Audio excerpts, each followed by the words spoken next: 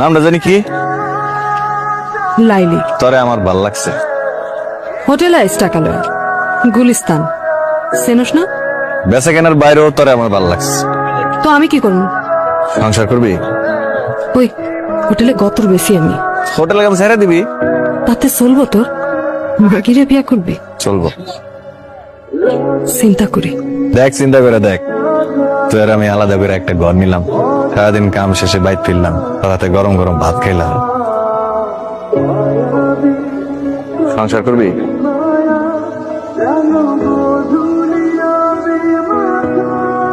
কিছু পাওনাটা আছে, এগুলা লয়া আজকে কাম ছেড়ে দিব।